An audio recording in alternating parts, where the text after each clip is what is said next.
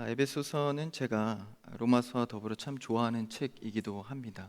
이 사도 바울이 쓴 편지 글인데 오늘은 그 1장 말씀 초반을 보면서 예수 그리스도로부터라는 제목으로 에베소서를 열어가기 원합니다. 이 에베소서는 사도 바울이 쓴 편지 글입니다. 이 로마에 구금되어 있을 때 여러 교회에 쓴 편지 글 중에 하나입니다. 당연히 이 에베소 지역에 전한 편지 글인데 에베소 지역은 사도 바울에게 참 특별한 사역지입니다.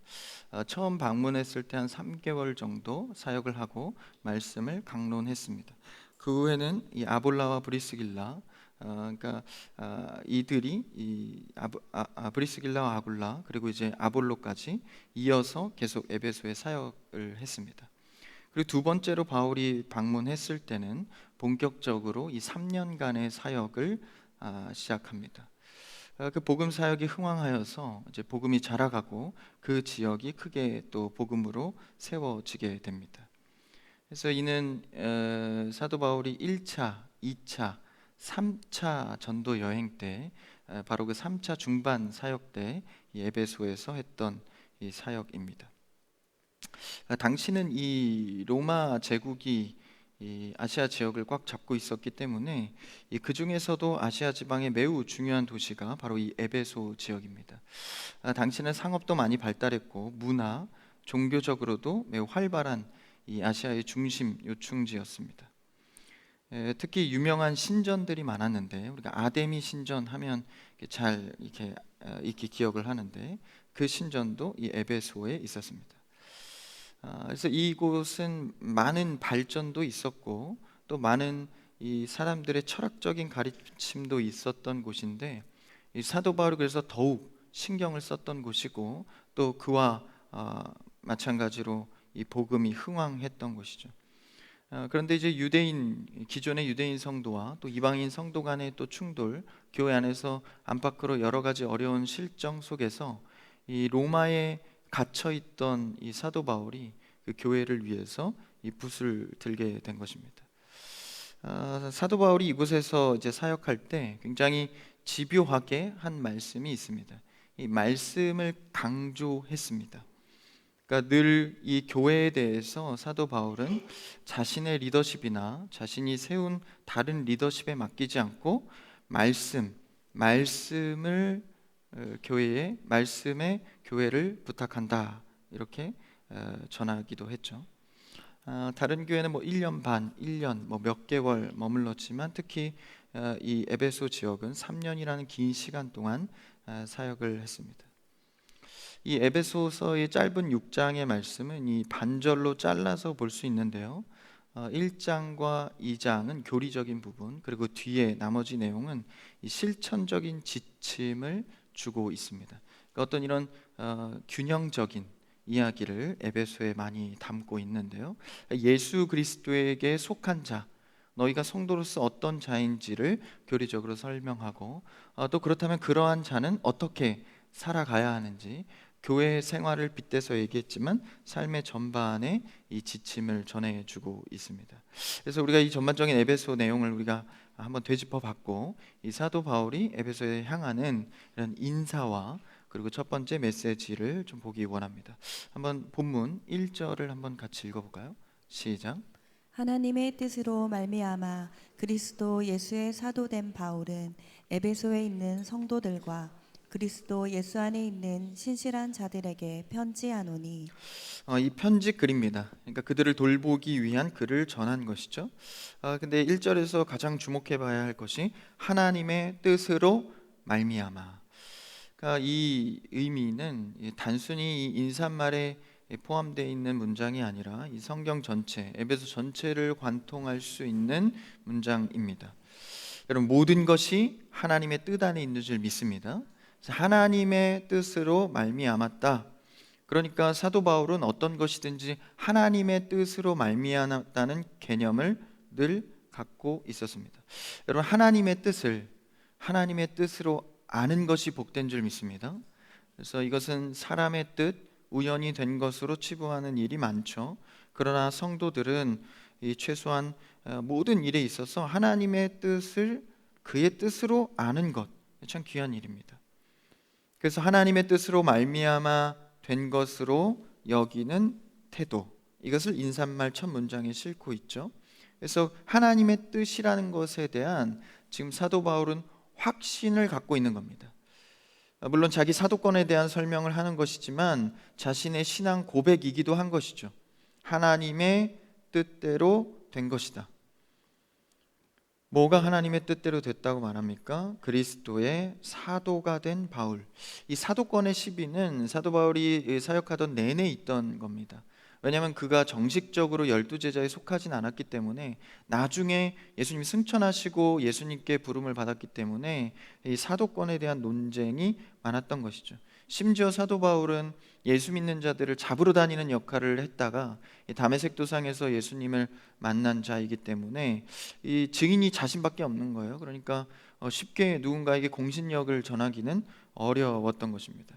이것은 자신의 어떤 권위를 나타내고자 하는 말이 아니라 자신이 전한 복음이 방해를 받을까 봐 하나님의 뜻으로 난 그리스도의 사도가 되었다라는 것을 소개하는 것이죠.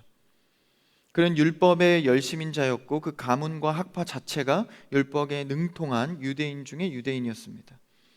그런 자가 로마의 영장을 받고 다메섹까지 쫓아가서 예수 믿는 자들을 죽이려 했을 때 그가 예수님을 직접 만나게 되고 그의 인생은 완전히 달라지게 되죠. 그래서 그리스도의 사도, 제자로서 교회를 세우고 성경을 쓰고 제자들을 양성하게 됩니다. 삶의 방향이 완전히 달라진 것이죠. 여러분, 삶의 방향이 달라지면 내가 삶에서 하는 일도 달라집니다. 여러분, 그리스도를 만나 삶의 방향을 날마다 전환하는 여러분 되기를 축복합니다. 그래서 그리스도를 만난 바울은 이 복음을 방해하던 자에서 교회를 세우고 말씀에 순종하는 사도가 되었다라는 것이죠. 그래서 1차, 2차, 3차 복음을 전하기도 하고 또 로마에 갇혀서 또 성도들을 돌보는 편지를 쓰고 있습니다. 그러니까 이 모든 사역과 또 성도들, 교회를 향한 바울의 인식은 하나님의 뜻대로 된 것이다 라고 고백을 하고 있습니다. 여러분, 우리 인생에도 크고 작은 일들이 늘 발생합니다. 그러나 소소한 일들 또 큰 모든 일 속에 하나님 밖에 존재하는 것은 없습니다. 모든 일은 하나님 안에서 작용됩니다. 존재합니다. 그러니까 하나님 빼고는 된 것이 없는 것이죠. 그래서 오늘 이 1절의 말씀은 나의 말씀, 나의 신앙 고백이 되어야 합니다. 하나님의 뜻으로 말미암아. 여러분, 모든 사소한 일 속에 하나님의 뜻으로 말미암음을 기억하시기를 축복합니다. 이제 내가 이것을 경험하고 확신하는 것만 남은 것이죠. 내가 인식했다면 이것을 이제 경험해내는 것입니다. 당장은 불안하고 답답하고 어찌해야 할지 모르는 상황에서도 하나님의 뜻으로 말미암는다는 고백을 붙들고 나아간다면 하나님의 뜻을 보게 될 줄 믿습니다. 그리고 이를 통해 궁극적으로 나를 살리시고 나를 일으키시고 선한 길로 인도하신다는 것까지 봐야 하는 것이죠. 당장은 더디 갈 수도 있고 잘못 흘러가는 것 같기도 합니다. 그러나 결국 선택받은 성도로서 하나님의 뜻대로 흘러갈 때 그의 부르심과 하시는 일을 보게 된다라는 것이죠. 그런 신앙 고백으로 1절 보시면 그리스도 예수의 사도된 바울은, 그리고 누구에게 전합니까? 에베소에 있는 성도들. 에베소에 있는 성도들은 말 그대로 그 지역에 있는 그 교회와 그 주변의 성도들을 말합니다. 그러니까 오늘날로 치환한다면 이 말씀은 대한민국, 경기도, 동탄에 거주하고 있는 성도들, 이렇게 말할 수 있는 것이죠. 다시 조금 더 거시적으로 말한다면 세상 속에 속해 있는 성도들을 말하는 겁니다. 그러니까 우리가 육신의 옷을 입고 한계의 시간 속에서 살아가기 때문에 이 세상의 영향력들은 피할 수 없습니다. 그 속에 살아가고 있는 것이죠. 많은 신전들도 있습니다. 우상의 요소들도 있습니다. 돈이라는 만몬의 신 앞에 무릎 꿇기도 합니다. 돈이면 다 된다고 말하지만 때로는 수많은 좌절도 경험하기도 합니다. 그래서 이런 수많은 우상적인 영역들 속에 우리가 살아간다라는 것이죠. 그것이 바로 1절에 에베소에 있는 성도들이라고 말하고 있는 것입니다. 그러니까 이런 삶을 사는 에베소, 그러니까 오늘날로 말하자면 우리가 이 세상의 영향을 받고 살아가는, 이 대한민국 땅에 살아가고 있는 우리, 나, 성도. 그런데 그것으로 끝나는 게 아니라 우리의 정체성은 하나 더 있습니다. 성도들과 그리스도 예수 안에 있는 신실한 자들이라고 표현하죠. 그러니까 세상과 그리스도 안에 있다. 그리스도 안에 있는 것은 사실 물리적으로 보이진 않지만 여기서 표현하기로 장소적으로 표현을 합니다. 그러니까 우리가 거주하는 곳은 실제 현실적으로 두 곳에 거한다라는 것이죠. 에베소라는, 그리고 오늘날 대한민국이라는 세상에 살지만 동시에 예수님이라고 하는 그분 안에서 살아가고 있습니다. 성도라면 말이죠. 1절의 표현으로 신실한 자들이라면 말이죠. 그러니까 우리는 애초에 그리스도께 부름받은 자로서 이중 국적을 갖고 살아가는 자들이다라는 것이죠. 그러니까 우리의 삶에 더 헷갈림이 있을 수밖에 없습니다. 내가 몸은 미국 땅에서 태어났지만 산 것은 한국에서 살았다면 늘 세상 앞에서 정체성의 혼란을 겪고 살아갑니다. 그래서 늘 때로는 힘들기도 하고 다른 이 앞에서, 믿지 않는 자들 앞에서 갈등을 겪기도 하죠. 심지어는 믿는 자 안에서도 갈등을 겪기도 합니다. 이런 이중 국적의 삶은 우리에게 피할 수 없는 성도로서 주어진 필수다라는 것이죠.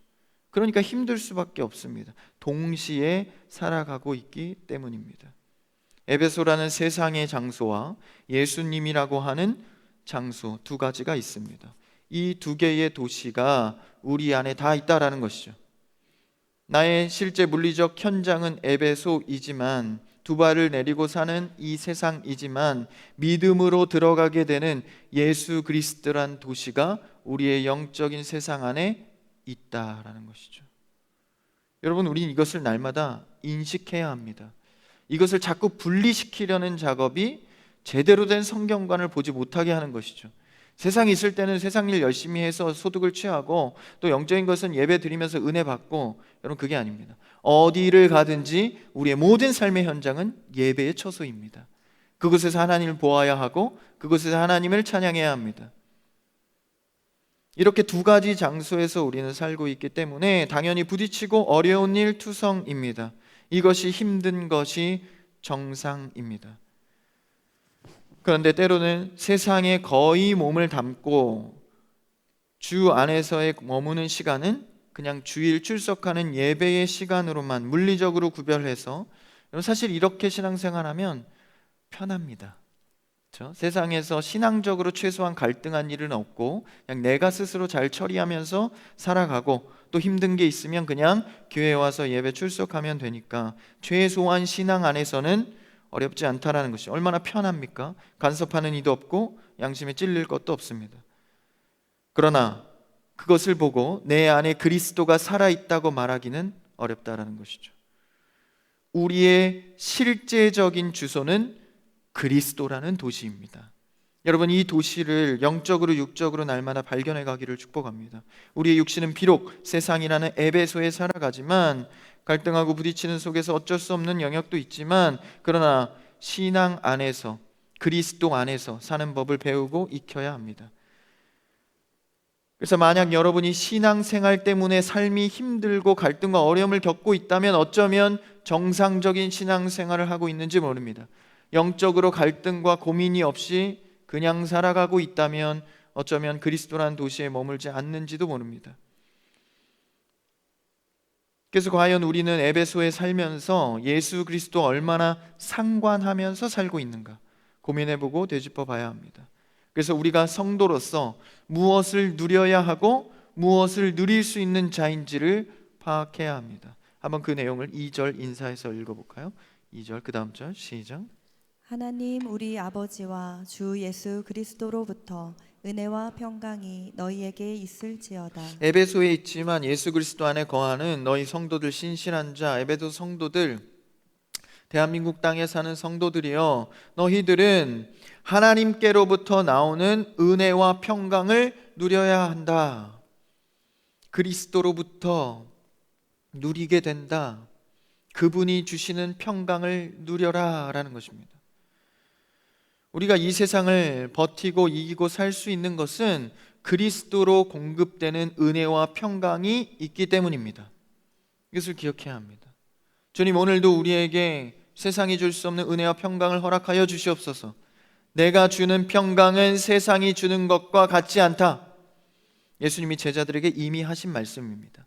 그러면 반대로 세상이 주는 평강은 무엇일까요? 열심히 노력했더니 대박이 났더라. 노력하지 않아도 우연히 내가 대박이 났더라. 여러 가지가 있을 수 있습니다.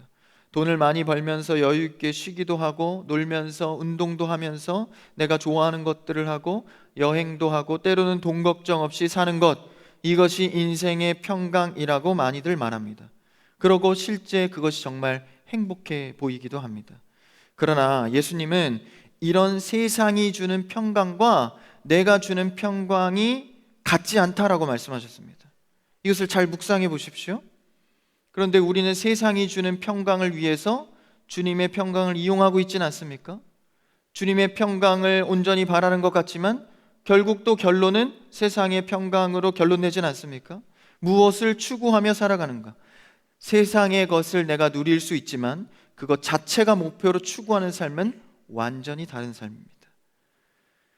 예수 그리스도께서 하신 이 평강에 대한 말씀은, 나는 내가 관심 있는 평강은, 너희에게 주고 싶은 평강은 세상이 줄 수 없다. 다르다는 것은 세상에서 만족되지 않는다라는 것입니다. 그러면서 세상과 다른 평강을 주시겠다고 하시면서 가신 길이 어떤 길입니까? 십자가의 길입니다. 이제는 로마의 속국에서 벗어나고 돈도 많이 벌고 권위적으로 한 자리도 좀 차지할 줄 알았던 제자들이 바라봤던 길은 예수님이 죽으시는 십자가의 길이었습니다. 가르치면 뭔가 대단한 평강을 줄 것 같았는데 예수님이 죽으러 가신다는 거예요. 희생하신다는 거예요. 죄가 없음을 알지만 그냥 억울하게 죽는다라는 거예요. 우리의 선생님이 그냥 그렇게 허무하게 죽는 것을 바라볼 때 도망하고 그 일에 참여하지 않는 것 말고는 할 일이 없었습니다. 제자들이 그러했죠.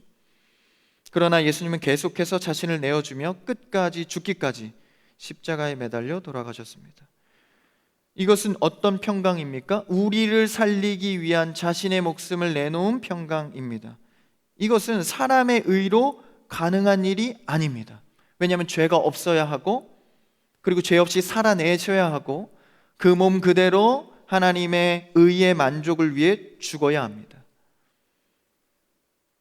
인간으로서는 발생할 수 없는 일이기 때문에 예수님께서는 세상이 주는 것, 다시 말하면 세상에서는 가능하지 않다. 오직 나를 통해서 아버지께로 갈 수 있다. 이 십자가는 나를 통해서만 가능하다 라고 말씀하신 것이죠. 그래서 귀한 것입니다. 반대로 세상이 줄 수 있는 우리의 의는 무엇입니까? 우리가 열심히 하면 보상과 꿈이 이루어질 수 있다는 소망입니다. 그래서 여러 가지 사람들의 경험도 조언도 듣기도 하고 배우기도 합니다. 왜냐하면 실제 그렇게 열심히 하면 가능하기도 때문이죠. 실제 그것을 위해 시도하고 도전하기도 합니다. 때로는 우연이라는 시간 속에서 그것이 진짜 이루어지기도 합니다. 그러니까 확률이 아무리 낮더라도 될 수 있는 일이라면 뭐든지 합니다. 그런데 그리스도가 주시는 평강은요, 아예 불가능하다라는 거예요. 우연으로도 될 수 없는 평강을 그리스도께서 우리에게 선사하신 것입니다. 그러니까 이것이 은혜가 아니고서 무엇이 은혜겠습니까? 세상에서 구할 수 없는 것이죠. 이번 주에 어떤 분 남편이 로또를 샀대요. 가까운 분입니다. 제가 물었습니다. 몇 등입니까? 무려, 놀라지 마십시오, 3등입니다. 탄성이 나오는 걸 보니 한 번쯤 하신 분들이 제가 물었어요. 잘 몰라서 3등은 얼마입니까? 그래서 머릿속에서 벌써 11조 뭐 이런 생각을 저는 교회 섬길 게 뭔가 150만 원이래요. 아쉬웠습니다. 물론 이 로또도요, 보니까 벼락을 7번 연속으로 맞을 확률이래요. 하지 마십시오. 하시려거든 하나님께 모두 드릴, 내가 평소에 못 섬겼으니까 이거 되면 모두 드리겠습니다. 서원기도 하시고 하십시오. 강사님이 하라 그랬어 이렇게 또 사심하시고 그런 확률이라 할지라도 일말에 조금의 확률이 있다면 자신의 재산을 탕진하기도 하고 정기적으로도 하고 뭐 명당이라고 하면서 찾아다니기도 하고 꿈 같은 영역이라 할지라도 조금의 확률이 있다면 사람은 누구나 뛰어듭니다. 그러나 하나님께 그리스도를 통한 이 평강은요, 그 확률조차 없다라는 겁니다. 오직 그리스도 십자가를 통해서만 제공된다라는 것이죠. 그래서 예수님은 세상이 주는 것과 다르다, 어디 가도 받을 수 없다. 이 평강은 무엇입니까? 생명을 살리는 생명의 평강입니다. 우리가 생명을 연장하기 위해서는 얼마나 노력합니까? 근데 왜 영원한 생명을 위해서는 노력하지 않습니까? 이게 다 인간의 생각 속에 합리적이고 이성적이고 어느 정도 확률을 생각하기 때문이죠. 그러나 오늘 말씀은 사도 바울의 인사를 통해 우리에게 전해줍니다. 이는 오직 하나님 아버지와 그리스도로부터 나온다. 2절을 보십시오. 하나님 우리 아버지와 주 예수 그리스도로부터 은혜와 평강이 너희에게 있을지어다. 우리는 이 복음의 사실로 영적 그리고 실제 생명의 평강이 있다는 사실을 알게 됩니다. 여러분, 모든 상황은 그리스도로부터 나오는 은혜의 복음으로 이길 수 있습니다. 그분의 십자가 사랑이 모든 것을 덮습니다. 모든 문제를 해결하는 것이 그분의 권위이자 그분의 유일한 복음의 능력이다라는 것이죠. 그러니까 세상의 모든 근심 걱정, 개인의 모든 근심 걱정, 힘듦은 주님 주시는 평안이 이긴다라는 것입니다. 덮을 수 있다는 것, 덮어내고도 남는다라는 것이죠. 이 밤 기도할 때 주님 주신 평강으로 응답받기를 축복합니다. 날 덮어주시옵소서. 주의 십자가로 덮어주시옵소서. 그의 평강이 내 문제와 근심 가운데 흐르게 하여 주시옵소서. 당장 일이 해결되지 않아도 그분의 평강을 믿고 나아갈 때 그분이 해결하실 줄 믿습니다. 세상이 이것은 줄 수 없다. 인사를 마치면서 본격적으로 첫 문장을 뗍니다. 3절을 읽어볼까요? 3절 시작. 찬송하리로다 하나님 곧 우리 주 예수 그리스도의 아버지께서 그리스도 안에서 하늘에 속한 모든 신령한 복을 우리에게 주시되. 찬송하리로다 라고 시작합니다. 사실 이 3절의 문장은요 3절로 끝나는 것이 아니라 3절에서 오늘 본문은 아니지만 14절까지 한 호흡입니다. 한 문장으로 문법상 쭉 내려간 거예요. 원문에 보면 사도 바울이 찬송하리로다 외치고 14절을 잠깐 보십시오. 14절의 끝에 뭐라고 하죠? 그의 영광을 찬송하게 하려 하심이라. 찬송으로 시작해서 찬송으로 끝이 나죠. 이 한 호흡으로 가고 있는 이 엄청난 문장을 하나님의 영광을 찬송해야 하는 우리의 인생의 목적을 드러내주고 있습니다. 다시 말하면 그가 우리를 부르셨다면 우리가 할 일은 그의 영광을 찬송하는 목적에 두고 살아야 한다는 것입니다. 여러분 삶의 곳곳의 현장과 시간 속에 얼마나 하나님을 찬양하고 계십니까? 하나님의 영광을 얼마나 드러내고 있습니까? 꼭 음계의 노래를 하라는 게 아니라요, 하나님을 드러내고 있냐라는 것이죠. 내가 주님께 부름 받았음에도 은혜 받은 성도라고 말하면서 그분을 드러내고 있지 않다면 우리는 오늘 말씀을 다시 상기해야 합니다. 이 3절부터 14절까지 말씀인데요, 다음 주에 이 14절까지 볼 거예요. 숙제입니다. 14절까지 3절부터 5번 읽어보십시오. 그래서 이거 많이 읽어보면요, 내가 정말 하나님께 어떤 목적을 두고 살아가야 하는가, 다음 주를 기대하는 마음으로 읽어보십시오. 사도 바울이 한 문장으로 그리스도의 영광과 은혜, 이 평강을 감격에 차서 뱉어내고 있는 것이죠. 쉴 틈 없이 뱉어내고 있는 겁니다. 찬송에 대한 부분 다음 주로 미루고 3절에 보면 하나님을 좀 복잡하게 표현했죠. 하나님 곧 우리 주 예수 그리스도의 아버지께서 라고 표현하고 있습니다. 하나님 곧 우리 주 예수 그리스도의 아버지. 그러니까 그리스도가 나의 주라면 그 주님이 자신의 아버지라고 표현한 그 하나님도 나의 하나님이 된다라는 것이죠. 그가 아버지로 부를 땐 나도 우리 주이기 때문에 우리의 아버지가 되십니다. 그러니까 그리스도의 하나님 아버지가 우리의 아버지가 된다는 것을 강조하고 있죠. 여러분, 히브리인들은요 전통적으로 이제 아버지와 아들 관계가 매우 중요한데, 이 자녀와 아버지, 부모를 설명할 때는 이 아버지의 축복권으로 설명을 합니다. 그러니까 아버지는 자식들에게 축복을 하는 권한과 역할을 히브리인들은 예부터 갖고 있습니다. 그래서 에서와 야곱의 그 장자권, 축복권, 뭐 이런 문제가 있잖아요. 우리가 보기엔 그냥 또 이렇게 축복하면 되는 거 아닌가? 근데 그 권한과 역할이 분명하기 때문에 그렇습니다. 그 중에서도 아들에게 상속을 했기 때문에 아들에 대한 축복은 매우 중요했습니다. 이 축복은 이제 모든 것을 상속한다는 상속자로서의 축복입니다.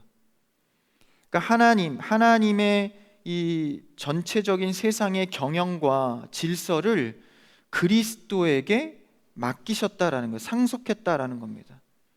그런데 이것을 놀랍게도 3절을 다시 보십시오. 주 예수 그리스도의 아버지께서 그리스도 안에서 하늘에 속한 모든 신령한 복을 누구에게요? 누구에게입니까? 우리에게. 다시 말하면 누구요? 나에게 주신 겁니다. 여러분, 이 말씀을 그냥 덤덤하게 받으시면 안 됩니다. 그리스도의 아버지가 되신 하나님께서 모든 세상의 경영을 그리스도께 맡기셨는데, 그리스도 안에 속한 자들은 하늘에 속한 모든 신령한 복을 준다라는 것입니다. 다시 말하면 상속한다라는 것이죠. 여러분이 영원한 축복 가운데 들어와 있는 이 성도들이 어떻게 막 살 수 있겠습니까? 하늘의 경영권과 하늘의 주권을 잡고 있는 그리스도와 함께 이 상속을 주신다 하시는데, 우리가 이 땅 가운데서 그 정체성을 잃어버리고 살 때가 얼마나 많습니까? 그러니까 나를 공동의 상속자로 주셨다라는 겁니다. 누구와요? 그리스도와 말입니다. 여러분, 우리가 이것을 이해하기도 또 받아들이기도 벅찬 말씀입니다. 그러나 명확하게 나를 상속자로 부르셨다는 사실입니다. 그래서 기억해야 합니다. 나는 주의 상속자로 부름을 받았다. 세상 앞에 담대하라는 이 말씀과 상통하는 것이죠. 세상 앞에 위축되고 세상 앞에 두려울 것이 무엇이 있겠습니까? 그리스도의 상속자로 우리를 부르셨는데, 우리는 얼마나 크고 귀하게 부른 것인지를 깨달아야 합니다. 그것을 깨닫는다면요, 영혼이 귀해지는 거예요. 함부로 대할 수 없는 겁니다. 말을 함부로 합니까? 행동을 함부로 합니까? 미워하고 시기한다고요? 그리스도의 상속자로서 이 귀한 영혼들을 어떻게 그렇게 바라볼 수 있겠습니까? 그래서 그리스도처럼 긍휼히 보게 되는 것이죠. 이것은 어떤 연민이 아닙니다. 불쌍히 보는 게 아닙니다. 그 영혼에 대한 가치가 내 안에 크게 들어왔다라는 뜻입니다. 여러분, 우리 자녀들이 얼마나 귀합니까? 가족 구성원들이 얼마나 귀합니까? 그런데 여러분, 그 자녀처럼요, 영혼으로 보기 시작하면 그 크기가 더 커집니다. 함부로 더 대할 수 없는 것이죠. 그렇다면 여기에서 이제 필연적으로 따라오는 것이 있습니다. 이런 상속자라는 것은 당연히 자녀 삼아 주셨다라는 것이죠. 하나님의 양자가 되었다라는 것입니다. 이 친자가 아니라 왜 양자일까요? 우리는 이미 에덴에서 아담과 하와를 통해서 죄인으로 죽을 수밖에 없는 하나님과 원수된 자로 전락했습니다. 그런데 이런 우리를 그리스도의 피값으로 다시 사셔서 그리스도와 같은 상속자로 만들어 놓으신 겁니다. 양자 삼으셨다라는 것이죠. 그런데 더 놀라운 것은 이 십자가 방법은요, 그냥 간선적으로 우리의 죄를 보시고 대처하신 게 아닙니다. 죄를 지었네? 내가 대처하는 방법을 급하게 만드신 대처법이 아니다라는 거예요. 그 사실을 더 확신 있게 하기 위해서 4절에 이렇게 사도 바울이 밝히고 있습니다. 한번 4절 읽어볼까요? 시작. 곧 창세전에 그리스도 안에서 우리를 택하사 우리로 사랑 안에서 그 앞에 거룩하고 흠이 없게 하시려고. 이미 언제 부르셨답니까? 창세 전에 그리스도 안에서 우리를 택하셨다라는 거예요. 그러니까 이미 그리스도의 구속함이 예정돼 있었다라는 거예요. 죄 때문에 중간에 끼어들거나 인간의 어떤 조건 때문에 행해진 비상적 수단이 아니다라는 것입니다. 창세 전에 이미 하나님은 인간의 어떤 조건도 상황도 없이 스스로 하나님께서 온전히 출발한 계획이다라는 것이죠. 그분의 본성에서 나온 계획입니다. 그러니까 이것은 흔들릴 수 없는 완전한 안정감입니다. 여러분, 이렇게 우리가 부름받았다라는 거예요. 왜 세상 앞에 흔들립니까? 세상의 유혹에 왜 무릎 꿇습니까? 창세 전 어떤 조건도 없을 때 그리스도로 우리를 구속했다라는 것이죠. 그것이 그의 사랑 안에서 생성된 성부, 성자, 성령님의 사역입니다. 이 놀라운 사역 앞에 우리가 어떻게 세상 앞에 함부로 살겠습니까? 시작도 끝도 이루실 분이 결국 완성하신다라는 것이죠. 처음과 끝, 그리고 그 중간에 사는 우리, 말씀으로 이 모든 완성을 하실 그분을 믿고 살아가는 여러분 되기를 축복합니다. 그것을 더 5절에서 강조하죠. 5절 읽어볼까요? 5절 시작. 그 기쁘신 뜻대로 우리를 예정하사 예수 그리스도로 말미암아 자기의 아들들이 되게 하셨으니, 자기의 아들들이 되게 하셨다라는 거예요. 예정했다라는 거, 이미 예정했다라는 것이죠. 그분의 뜻대로 말이죠. 어떤 뜻입니까? 기쁘신 뜻대로. 사랑의 표현입니다. 여러분, 사랑은요 조건을 걸지 않습니다. 네가 이거 하면 사랑해 줄게. 자녀들이 시험 100점 맞아야 사랑해 줄 거야 라고 하지 않죠. 이 사랑은 조건을 건 사랑이 아닙니다. 그냥 그분의 기쁘신 뜻대로 하신 것입니다. 그래서 우리는 은혜라고 말할 수밖에 없는 것이죠. 창세 전이라는 것은요, 우리의 이성과 지성과 이해가 있기 전부터입니다. 그러니까 우리가 관여되지 않은 것이죠. 그러니 완전한 객관성입니다. 하나님은 절대적인 객관성으로 우리를 이미 구원 가운데 계획해 놓으셨다라는 것이죠. 이것이 바로 사실 1절의 인사말입니다. 하나님의 뜻으로 말미암아. 이 객관성과 절대성 앞에서 우리가 누가 되었다고 합니까? 5절에 자기의 아들들이 되게 하셨다. 이 사랑이 우리에게 그리고 나에게 거했으니 얼마나 감사한 일입니까? 이것은 논리가 아닙니다. 그래서 우리가 스스로 자랑할 수 없는 것이죠. 오직 그리스도만 자랑하는 것입니다. 얼마나 감사한 일입니까? 그리고 여러분, 나뿐 아니라 우리 주변에 있는 영혼들이 얼마나 귀하고 대단한 자입니까? 하나님께서 창세전부터 불렀으니 말이죠. 우리 옆 사람과 고백해 볼까요? 당신은 참 귀한 자입니다. 다시 해보십시오. 진심으로. 당신은 정말 귀한 자입니다.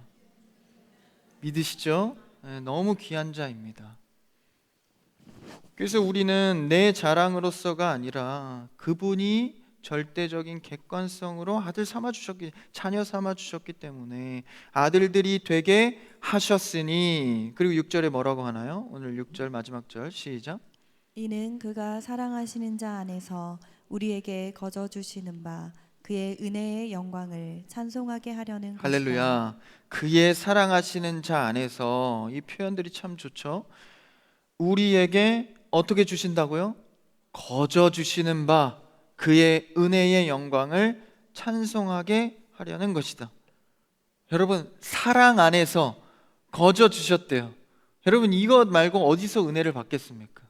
그분의 절대적인 객관성 안에서 사랑으로 거저 주셨다라는 거예요. 이 말씀에 은혜가 없으면 우린 세상에서도 소망이 없습니다.